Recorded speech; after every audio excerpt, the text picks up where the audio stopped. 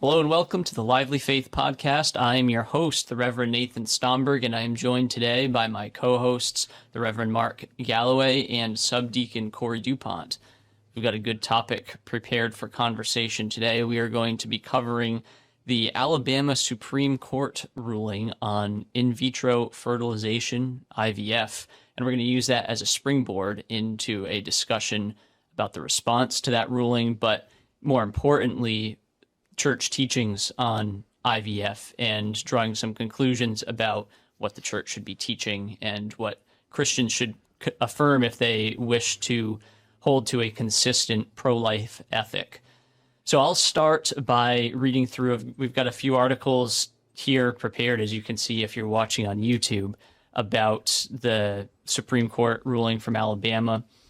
And I'll start by just reading through the press release about the ruling itself. So, an embryo created through in vitro fertilization, IVF, is a child protected by Alabama's Wrongful Death Act and the Alabama Constitution. The Alabama Supreme Court ruled in a case originating from Mobile, LePage v. Mobile Infirmary Clinic. The Supreme Court held in a 7-2 decision that parents of frozen embryos killed at an IVF clinic when an intruder tampered with an IVF freezer may proceed with a wrongful death lawsuit against the clinic for alleged negligence. The court also held that the Alabama Constitution's Sanctity of Life Amendment, ratified by Alabama voters and made law in 2018, would require the court to interpret the law in favor of protecting the unborn. Alabama's Sanctity of Life Amendment declares in the state constitution that it is the public policy of this state to recognize and support the sanctity of unborn life and the rights of unborn children, including the right to life. Alabama Supreme Court Associate Justice Jay Mitchell wrote the majority's opinion and said, "This court has long held that unborn children are children for purposes of Alabama's Wrongful Death of a Minor Act." So even just beginning with the news article we see here, and we'll see as we dive in deeper, that you can't discuss the issue without using morally loaded language. And of course, it cedes ground on a bunch of other tangential issues when you're talking about abortion and how you treat the child in the womb, when you have to acknowledge that the quote unquote discarding or the loss of these frozen embryos is in fact the death of a human being. And one more thing before I let you guys jump in here, just a quick kind of overview of IVF, in vitro fertilization. In vitro in Latin really refers to process, an experiment in a glass. That's where in vitro comes from. And as most people and our listeners would be familiar, this is when the egg is fertilized outside the womb. And so that's where you have in vitro fertilization. The eggs are harvested, the sperm is harvested, and the egg is fertilized in a lab. Among many other moral complications, one of the things that this process opens the embryo up to is pre-implantation genetic testing, which allows for the quote-unquote preferred embryos to be selected for implantation within the mother's womb, or within a womb, broadly speaking. And the remaining embryos may be discarded. They may be kept frozen at the request of the parents. And so what the Alabama Supreme Court decision speaks to is, how does a court legally handle the fate of these embryos when something happens to them in the course of handling, in the course of their existence outside of being implanted into a womb. So I'll leave it at that. I'll open it up there. There's a lot of different directions we can go in. I think there are things in the Supreme Court, the Alabama Supreme Court ruling, that we would agree are right, but whether it's with the ruling or with how right-wing populists, conservatives, and evangelicals have responded more broadly, there's a lot of holes there that introduce just further problems if you get the first principles wrong. There's a lot to take in there. Yeah, even for theologians, Yes. So the average Ms. Joe and Miss Joe sitting in the pew, who are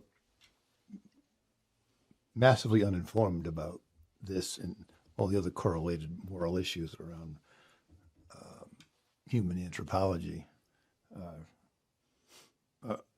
is ill-equipped to deal with the complexities of the moral issues presented by the case.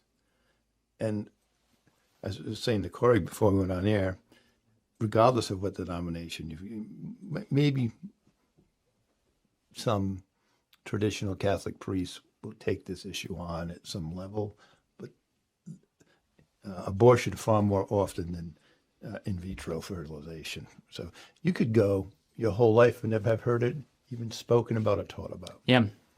And so all of a sudden, so instead of being for Christians in the theological realm and in the realm of the church's ecclesiastical life and how we defend life and define life, it's really all this is being played out like a ping pong match in the socio-political world.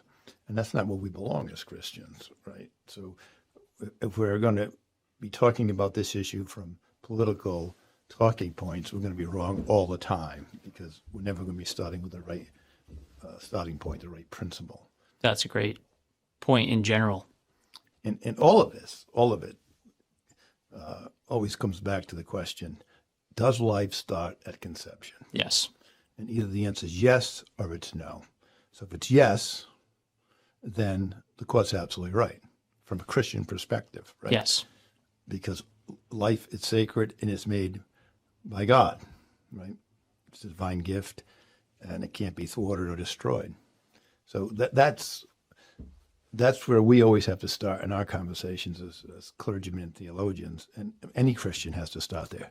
But most of them won't start there. They won't start there. They'll start with all these other practical reasonings that the world presents to them, and they rationalize out in their own life.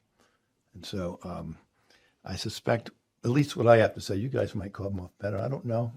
People will like me even more by the time this podcast. You always come across so amicable. Yes. Yes. But you raise a great point, Mark, about how we think through issues on this show and encourage our listeners and viewers to do the same is really the direction within which we should think through moral and theological issues. Our starting point should be with first principles as consistent with Scripture and church teaching and extrapolate it out from there, versus what our natural tendency to do is to start with the political party or the political stance that we agree with most and then backfill our religious and theological priors in order to try and fit that mold. And that's what we see a lot with the response from the political right to this court decision. It's a great term, backfill. I can even visualize. That's exactly what you do, and you can see all these less than principled people just filling in the hole with their shovel. Can you see it? Yeah, very much so. Yeah. So, speaking of first principles, right, I think we would agree that the Alabama Supreme Court gets it right, that the human embryos are human life. But if you take it back a step further, you should be able to say that because life begins at conception, that in vitro fertilization itself is wrong and shouldn't happen in the first place. And by avoiding in vitro fertilization, you then negate all of these moral complications that we're dealing with right now. I think the Catholic Church has a very concise, obviously, and well-founded teaching on this matter. I actually pulled the statement from the U.S. Conference of Catholic Bishops on the matter, and they pose it as a rule of thumb for not just in vitro fertilization, but all assistive reproductive technologies. And the question you ask yourself is, how do I know when a reproductive technology is morally right or morally wrong? And that is procedures which add a third party in the act of conception or which substitute a laboratory procedure for intercourse are not acceptable. And if you were to dive into the Catholic teachings and other teachings of the broader church, that would largely be because it separates God's intended goods of marriage, that is the marital act with procreation, and then the necessary rights of the unborn child to be raised and really begin its life within its mother's womb. And all of that is reflected by the biological processes that take place associated with it. Yeah. I think another issue to remember for us, our audience, is that not all pro-life people are Judeo-Christians, right, or even Muslims. There are secular people who are pro-life. Yes. There are atheists who are pro-life. Sure. So even within the quote pro-life movement, not that there's massive numbers of those people, but they are part of the conversation. The philosophy they're defending it by a totally different criteria. Yeah. Absolutely. Right? So to go back to the first principle, so either life begins at conception, but that's not where it ends in the Christian conversation about what just happened. Yes. Right? So when is the soul infused into a Christian life? Would also be at conception. Which is the ultimate question, right? That's what differentiates a human from any animal that's been conceived through natural conjugal process in the animal kingdom, right? Is that animals do not bear the image of God, and humans do. So they're infused with a soul from the moment that they're made by God. Which, speaks to, again, the compounding moral complications and problems with IVF that I went through and looked up kind of a history of IVF and the so-called scientific innovations that took place during its development in the 1970s and 1980s were derived in part from animal husbandry techniques that were used to extract the embryo from, I want to say it was bovine, and implant into preferable child bearers. Right. So, I mean, I can remember being in moral theology grad school in the late 80s, early 90s, and the professor, Dominican, really challenging us and using really rhetorical methods to make us think about this. So by natural law, right, and again, a secularist has to admit this, right? If you take away technology the last 50 years, 100 years, this was impossible, right? The only way to get pregnant was through conjugal union, right? So it was a simpler time. So the created order it's absolutely obvious what the created order's intention is for human reproduction, right? So the challenge when in vitro fertilization became into prominence across the spectrum, especially in the Protestant world, was that, so if you make humans outside of the womb, never mind outside of the womb, right, in a petri dish, where's God in that? As humans, you are inserting yourself into the place of God. Right. So then if you're a Christian, and you involve yourself in this process, and then you have X amount of children through the process, where did I come from, Daddy? How is my origins different from? Is that how God wanted it?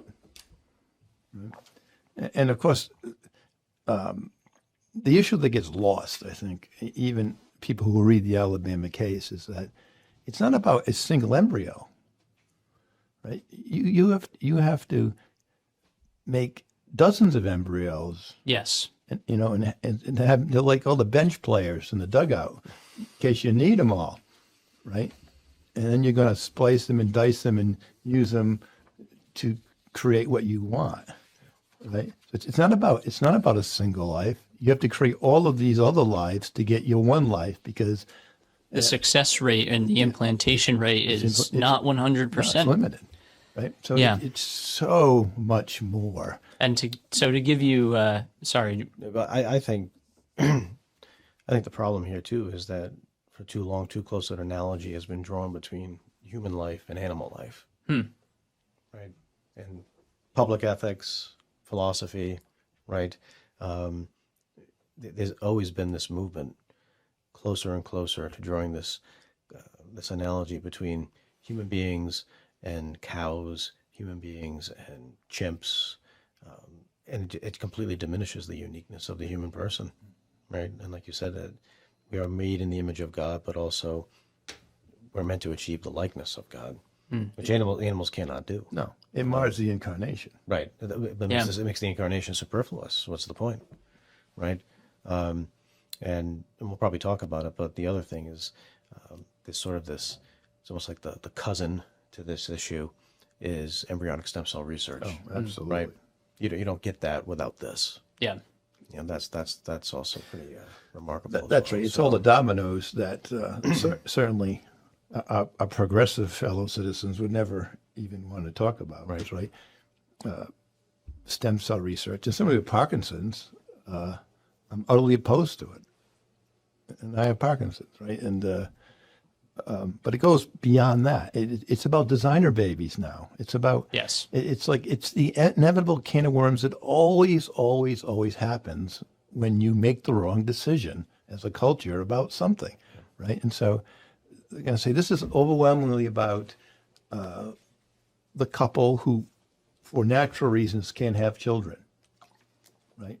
And so making that the issue when that will only be perhaps even a minority Yes. at best as we go into the future of why in vitro is even happening. It's about designing children, right? And they're going to continue to hone it so that you get your perfect kid, right? And if they don't look like what you want to, and certainly if they have any abnormalities, they're going to be destroyed, right? Certainly the embryo will be destroyed. Even if they come to gestation, they're going to be aborted.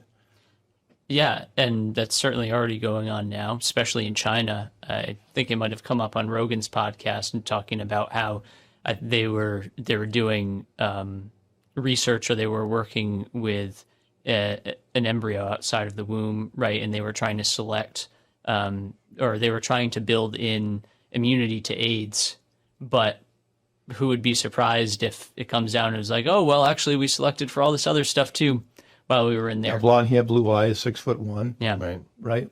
Not in China. Maybe. Maybe. Who knows? Maybe. And the same is being done through outright abortion too. I think it was in either Greenland or Iceland where people with Down syndrome are at risk of becoming extinct because people they just will abort be. them. They absolutely will be if the trend continues. Yeah. To the point where even if you have the courage, the government almost force you to do it, right? Look what just happened in France, right? Oof. So you enshrine abortion in the Constitution. Having conversations and on threads and different things the last couple of weeks is like, I go, you think that's going to end there? Right? You know, they're going to enshrine euthanasia in the Constitution too. And then all of these other can of worms we're talking about. Yeah.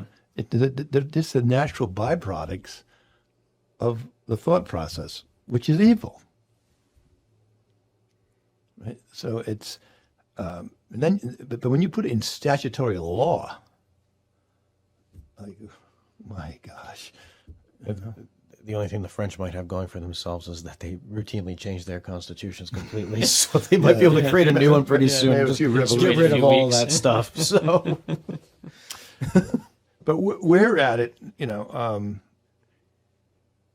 I think we Christians who have been on the front lines of the pro-life battle from a true Christian perspective since Roe v. Wade and it's being overturned, we've already got lazy and naive about this because the battle hasn't changed. It's just gone to a different venue to the states. Yeah. Right?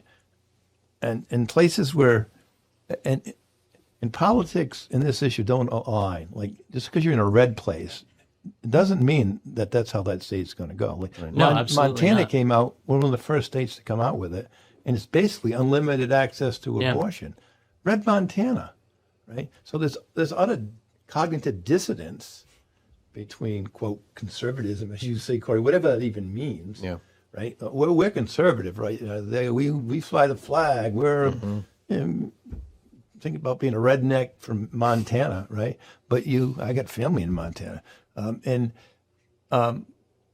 but it's not connected to the moral issue of abortion, right? It's amazing. Yeah. It's amazing. So that's so if we're not winning a vote in Montana, our chances in Rhode Island are what? Less than zero. Zero. That's a great segue too into this response to the Alabama Supreme Court ruling, right? Because the political left wing and most secular people, I think, would respond as you would expect, that it's religious sensationalism and it's a continuation of the so-called assault on reproductive rights. But it's far more interesting on the right side of the political aisle. You have, again, so-called conservatives, really more so right-wing populists, who are coming out and saying, well, we're pro-life, we're pro-babies and people having children. We have our population trends are upside down, so shouldn't we be encouraging people to have as many children by whatever means necessary? And I think for the careful listener and cautious Christians to consider, thinking Christians, is just because a favored political candidate says something from the right wing doesn't automatically make that a conservative position, if you catch my drift. That's a lie, right? In vitro fertilization won't move the birth rate up barely at all, right? The fact is that people are totally capable of having children, not having any children. Right. That's the issue, right? That's the moral issue. That's the lack of teaching, biblical insight, the authority of the church being taught and shared and encouraged by the churches on the faithful. Yeah. Right. Instead, we get stuck in this little rabbit hole of this tiny percentage, right? Somehow that 100 million people are going to be born in vitro fertilization. It's a lie. And we've got the numbers to prove it, too, from the United States Department of Health and Human Services. Of course, they had to mobilize, and they released a fact sheet in the wake of this court decision to, I guess, rally the troops. But the numbers tell the whole story. So they released some statistics from each state for the year of 2021. I think a lot of our listeners, being from Rhode Island, would be interested to hear the Rhode Island statistics. There were 10,464 infants born in the year 2021. A state of 1 million plus people. That's a really, really small percentage. So the issue of IVF supposedly increasing the number of births is a moot point because it doesn't address the underlying issue. And the number 10,000 births is not low because people are experiencing infertility at an incredibly high rate. Now, in Rhode Island, 2.4% of those births were with assisted reproductive technology, so 256.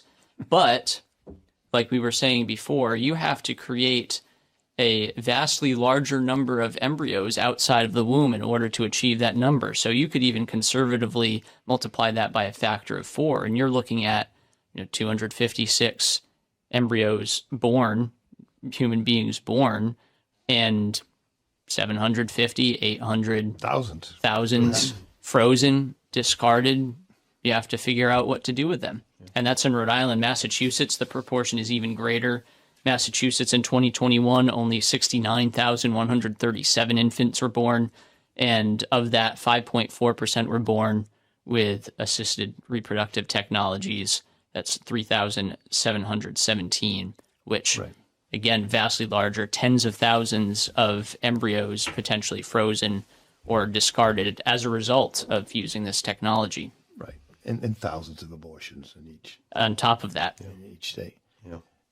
The other piece of it that just won't even come into the public conversation is who pays for all this stuff? Right. And you see, and even the technology is biased, right? Because poor people can't afford it. Yeah. So this goes to the beautiful people, Yep. right? It goes to the social economic elites, right? And they go get their avant-garde doctors and they get all this stuff done, right? But because of their political influence, it's going to be wormed right into the healthcare system in time. And this stuff costs incredible amounts of money. I've got the numbers when you're ready for it, but just even before we jump in, it speaks to yet another moral hazard, moral issue, where you now have the commodification of human life. Yes. It's like human trafficking. You are now putting a price tag on a human embryo, a human life with potential. So from that same Health and Human Services report where we got the statistics on number of births in 2021, also in 2021, it discusses the cost. So multiple procedures are often needed to conceive successfully. As a result, they can be costly. For instance, costs for a single cycle of IVF have recently been estimated to range from $15,000 to $20,000 and can exceed $30,000 for a single cycle. Given the average number of cycles that are needed to become pregnant from IVF is 2.5, this means the average cost of IVF to conceive successfully can easily exceed $40,000. So a survey of fertility clinics in California reported average out-of-pocket costs of $24,000 per IVF cycle, $61,000 per successful outcome, and $38,000 per IVF cycle with a donor egg, $73,000 per successful outcome. And then it goes on, of course, like you were just saying, to make the argument that, well, we need more insurance companies to cover it, and we need, I'm sure by extension, we'll want services like Medicaid, taxpayer funding, in order to subsidize this treatment for everybody else who can't afford it. Right. $73,000 per successful outcome. And the moral question of it will never be broached because it's so quintessentially American of us to be pragmatic in every single issue that we deal with, and also to approach it from a consequentialist perspective. Well, the end is this, so the means, well, who cares about the means? Just get it done. Well, let's just get this done. And the ends won't even be justified anyway, even statistically. So what's the point? Yeah. Not even close. This is partially so. I was a relatively young priest. It was in the late 90s. And they weren't parishioners of mine, but I was called to go minister to them at Women Infants Hospital. And this is a couple, 30-ish years old, that she could not get pregnant by natural means, so they went through the in vitro process. And this is 25 years ago. It already cost him $100,000. Wow. They had to mortgage the house. The parents had to kick in, right? And she got pregnant and only carried and it was multiple births, as often happens with all of this stuff. Only carried to like the 5th month. And I was there when these little lives were born and they were stillborn. They go through the process again. And she starts having difficulties. They literally sew her up. Wow. To keep the kids inside her. She gets to like 7.5 months, something I can't exactly remember the date. The kids come, they're born, stillborn again.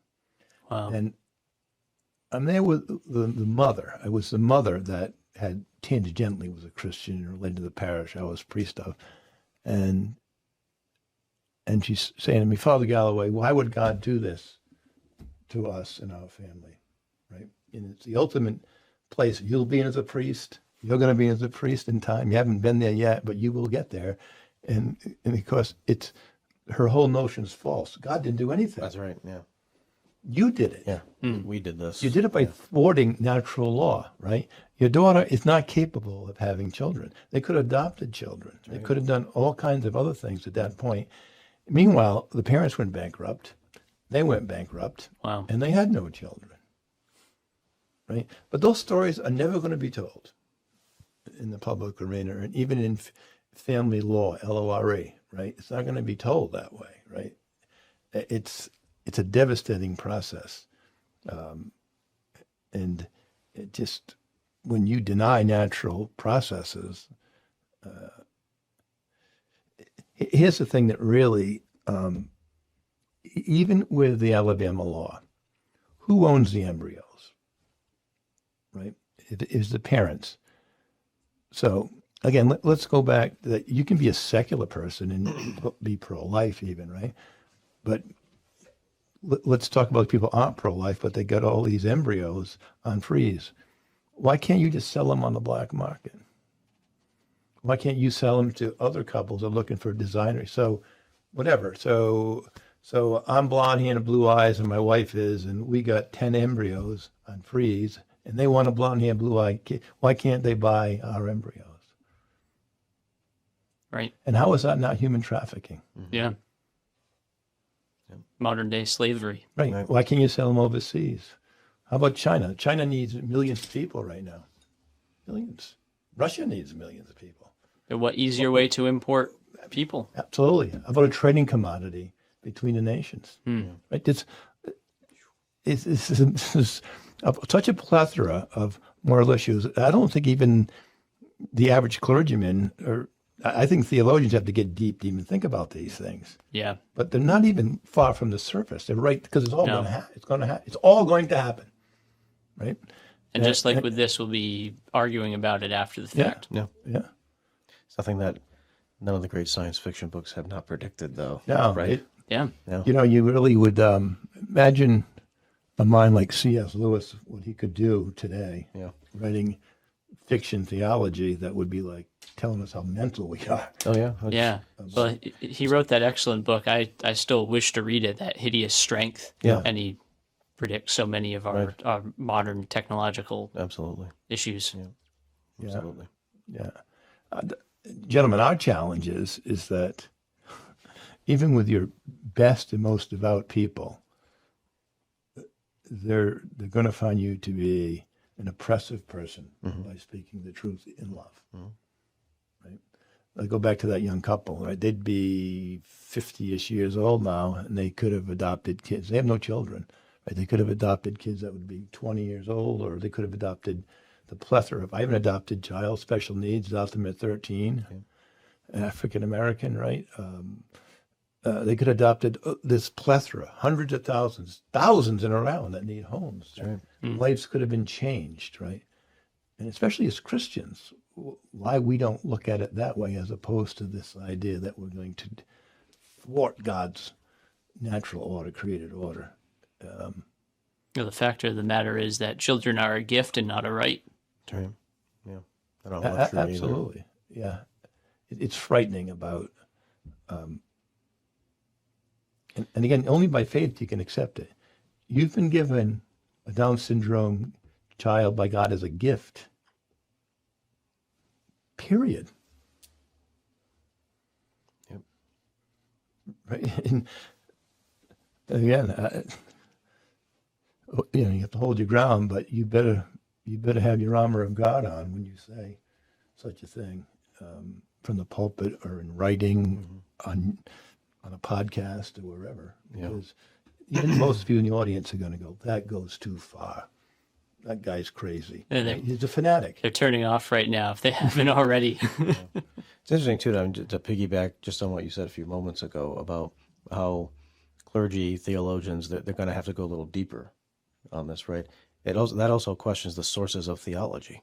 Absolutely. Right? And, I mean, I think Protestants in particular are going to have a very difficult time as time goes on trying to do this, because one of the sources of theology... They have no theology. I mean, the Bible doesn't say anything about IVF, right?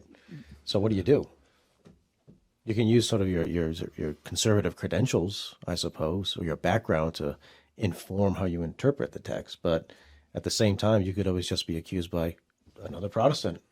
Hey, you read the text differently than I do, right? It's just you just end up with Swiss cheese theology. Right. Right. I looked up, preparing for this conversation,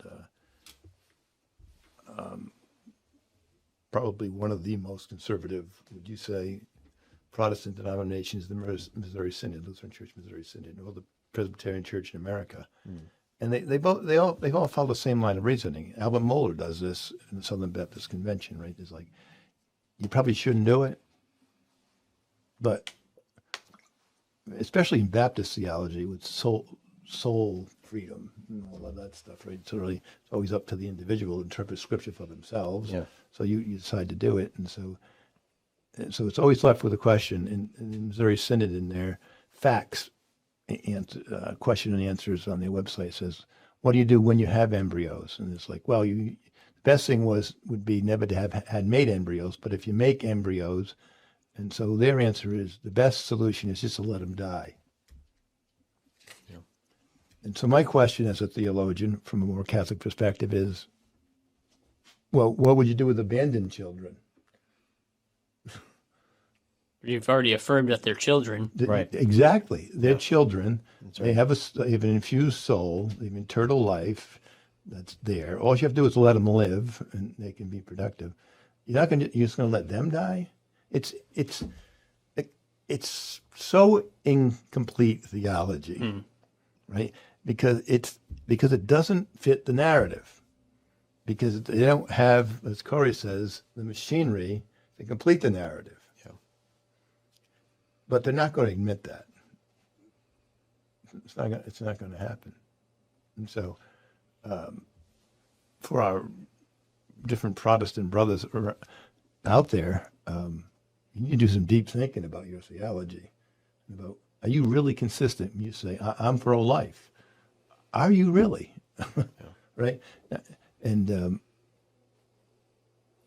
it's like the other rabbit hole you'll see with it's like a reverse of what you get with progressive Protestants, right? Right? They're against the death penalty and for killing children in the womb, right? And it's not that we're for killing people, but God ordained the death penalty under certain circumstances. It's immutable, even though Pope Francis thinks he can get rid of it, right? So you have this like inverse going on, right? On the conservative side of it. It's like, it doesn't work that way. Yeah. Once you knock over the first domino, the rest better knock over, or you have bad theology. Yeah. I think another reason for Orthodox Christians for us to challenge ourselves, and Protestants and evangelicals especially, is the rate at which this moral and technological change is taking place.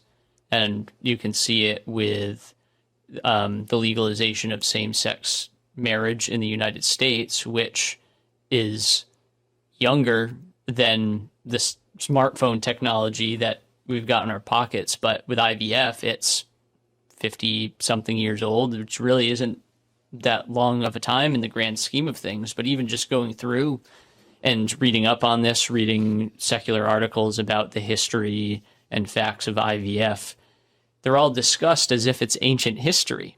And they even refer to it now as I think it was Women and Infants Hospital put out an article on the history of IVF and talks about how, well, now in the modern day, we've come around and no longer have the same moral concerns that were raised back in the 1970s, as if the 1970s were ancient times, and now that we're in the 2010s, 2020s, that we exist in modern enlightened history. But just to think back to how much things have changed in the last 50 years, and Christians need to be prepared for breakneck changes within the next 5, 10, 20 years even.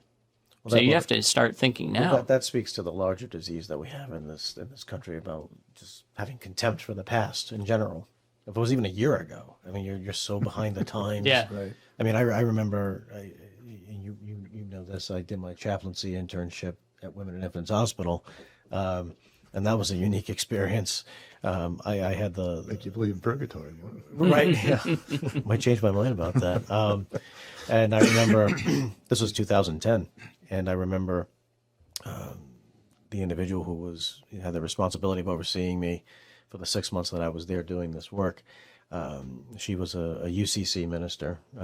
So, I mean, for many people, you might know what that means.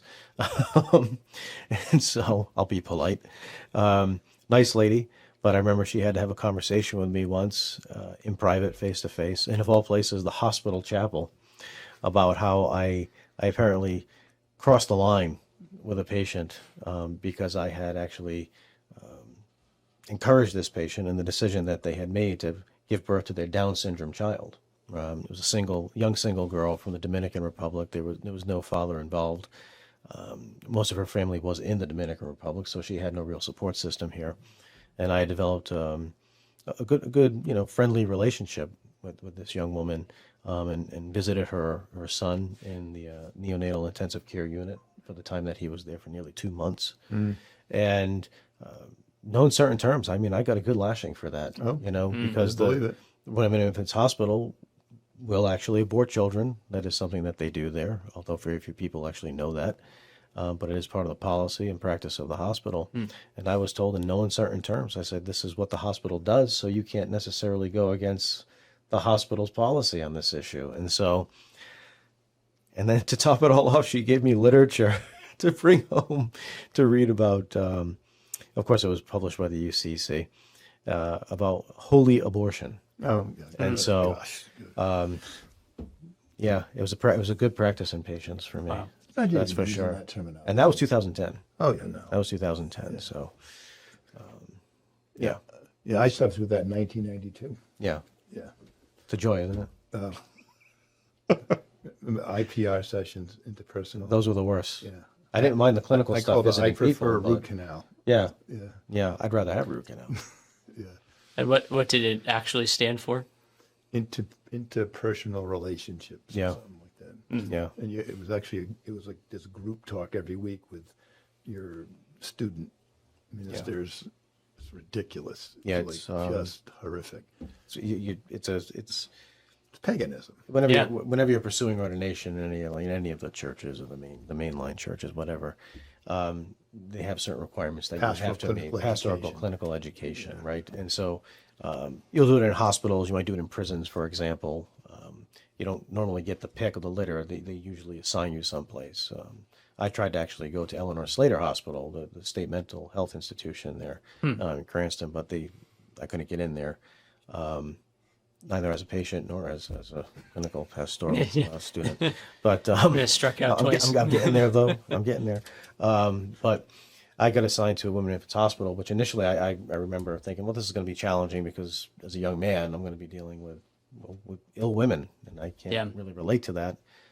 But this was one such instance where, there was a real human moment there between two people on a level that transcended a lot of these problems that we're talking about, right? And so to have the experience of dealing with, some commissar coming in and telling me that, you can't really talk about abortion being wrong in a hospital where you're bringing children into the world. Think of the tragic irony. Yeah, it's just the dark unbelievable. irony of that. And the way in which she was probably one of the kindest people I ever met. But she would be similarly kind if she were sending you to the gulag, with a smile and a grin on her face. Have a great time, in Siberia or something, But it's just sometimes you're not always dealing with the blue-haired. No. Facial The stereotypes. piercing, yelling person. I know what you're talking about. She was an and attractive lady, smart lady. Yeah. I know. Yep. Yes, we were ordained at a similar time. yeah, And, oh, yeah. yep. And so, Exactly what you're talking about. but it was interesting. But it's just one other place, inside the culture where you will witness this microcosm. Absolutely, and you'll experience this. Here's right? the problem with the Swiss cheese Protestantism, right? Even if you say, okay, they're on freeze, if we're not going to let them die, so shouldn't we let them be used by other people? Right. So then you're aiding and abetting in, selling human beings and trafficking human beings. But even if you decide that that's a principle your tradition can live with, that you can reuse other people's frozen embryos, who can you give them to? You can give them to lesbian couples. You can give them to Well, that is happening. right homosexual couples. So then this child who wasn't even conceived in conjugal now is going to be raised. You're going to be first of all they're going to be incubated by somebody else whose biology and DNA will be part of them. Yep. Right, which is totally utterly immoral. And introduces a Renting third your party. womb is immoral. Yep. Right? And There's all of these things, and they're all related to it. It all goes back to the very thing we said in the beginning. Does life begin at conception? And if it does, then there's safeguards to it. Not decided by the three of us, but by God himself. Right? And the churches and the clergyman's moral obligation is to never veer from that. I had a coworker, a young woman who I worked with when I was working in mental health some years back, and she was a lesbian. She had a partner, a wife, and they had a daughter, which they obviously did not produce naturally because that's not possible. And they had a daughter through IVF. And so you can already see there's multiple parties involved in just the bringing about of this life. And the relationship, I remember she was telling me, ultimately failed. And so now she has like 80% of them. A new wife, and this little girl, it was a girl that they ended up having or buying.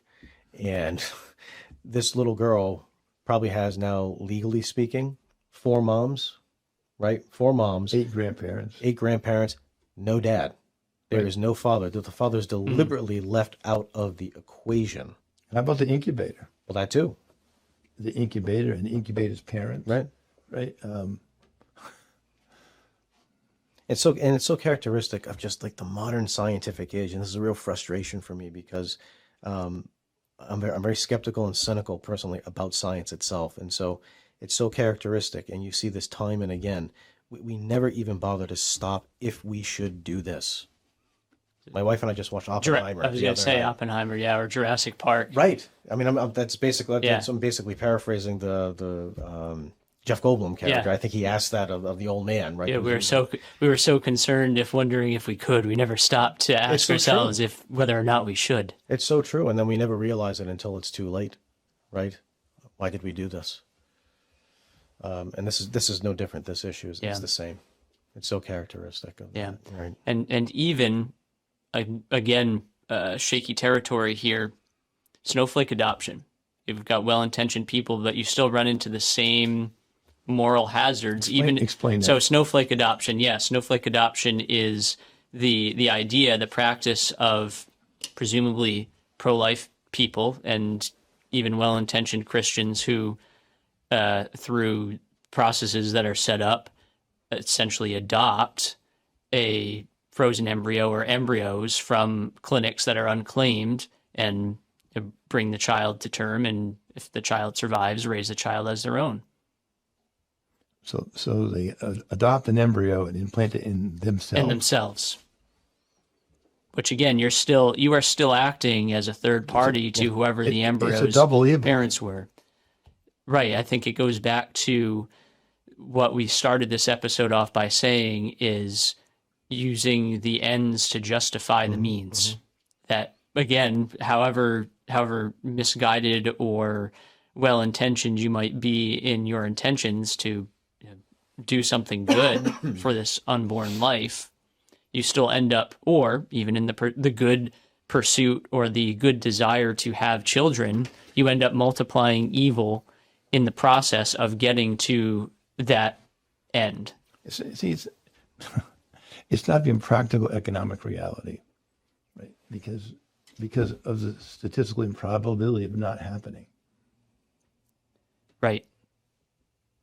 So it's not any different. I don't know how different it is than the couple that's pagan and has 10 of them on freeze, and the first 6 don't stick, so you get the 7th one to stick. Objectively, it's still problematic. Yeah, it is. It is.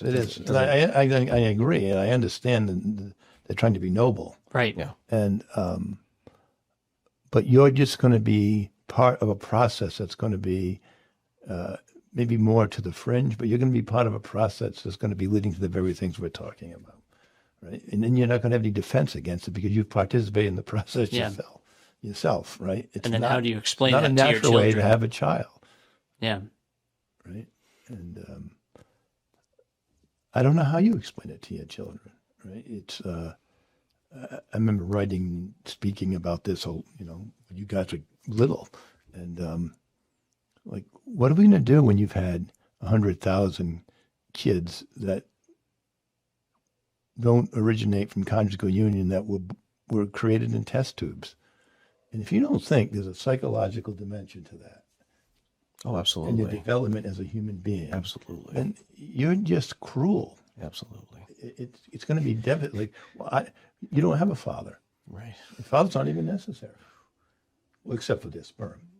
You're just producing a whole generation of people with a massive existential crisis. Absolutely. You know, it's going to If be it wasn't bad unbelievable. enough. Right. Unbelievable. So how do you become a functioning, ever have a chance to be, statistically speaking, a functioning member of society from a traditional male and female roles? Who you may never know your biological father. You may also, when it comes to sperm donors, you may have hundreds, if not 1,000, biological siblings or half siblings absolutely. all across the country. That's right. I just saw this week, so,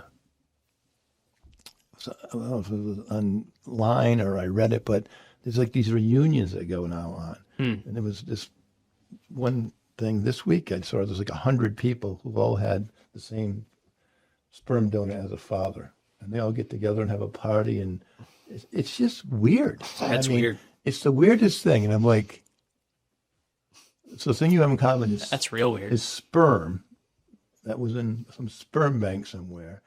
And then and they're hugging like they're long lost people that have this intense connection, right? It's, Which, if taking not a devil's advocate, but just looking at the other side of it, I guess what do you do, right? As those people, they have obviously a very difficult time trying to process right. what's been done to them I in their feel lives. sorry for them. Yeah, They didn't choose to be born that way, yeah, right? But you can see, again, the complexities of it all and the domino effect of it that goes on. If you spend your life in existential crisis because you can't figure out why you exist, and then even if you become a father through natural processes, how are you sharing information to your Your own own children. That's right. Yep. yeah. Yeah. I mean, the importance of being able to pass on, generational experience. It's Right. It's integral to being familial and a human cultural being. heritage, Yeah, all of these all of things that. that make So us integral. what we are, Yeah. right? It's such a quagmire. Quite frankly, outside of the official Roman Catholic position on it, churches don't help at all, in my opinion. No, And they don't speak about it. and I think that's an appropriate place to offer our concluding statements here, unless there's anything else that either of you gentlemen would like to add. But I think it all just comes back to the need for the church, and that begins with Christians within the church, to speak boldly and preach a consistent ethic of life, which includes why in vitro fertilization is wrong. And the message for us and for those listening and watching is to examine ourselves, to ensure that we are in fact being consistent all the way to the logical end of the issue. What do most Republicans do after publicly? The congressmen, senators, what did they do after this statement came out after this decision came out from the Alabama courts? Well, they all came out against it, or they Exactly. or some supported it, but with all these including qualifying lots of statements. evangelicals. Yeah. And why? Because they actually believe that. Why were they making that? Well, in that case, it's a political statement. Political cover, right? Yeah. It's fundraising and vote getting, and Exactly. which Especially this week, it was about we can't afford to have a backlash with a tight election on Yep. in vitro fertilization. Therefore, we're going to cave. We're going to backpedal on the issue. which is for the politicians to do, but not for But that Christians. Alabama decision is what we just spent the last 50 years fighting for in overturning of Roe v. Wade and its accessory related issues. Do you think there would be more for- celebration? No. That's not authenticity. Nope. Right? God doesn't care if you get reelected. God cares if you hold your ground and tell the truth. That's what God cares about. Yep. So as always, we are challenged as Christians to examine ourselves against Scripture, church tradition, and God's natural law, and we seek to do so faithfully and joyfully and to speak the truth in love. As always, brothers, it's been an excellent conversation. Thanks for coming on again today. Thank you to our wonderful watchers and listeners. If you've made it this far, please give us a like, subscribe, leave us a 5-star rating. We need all the support we can get, and we cannot grow without your help. So once again, I'm the Reverend Nathan Stomberg. Thank you for listening to Lively Faith. God bless.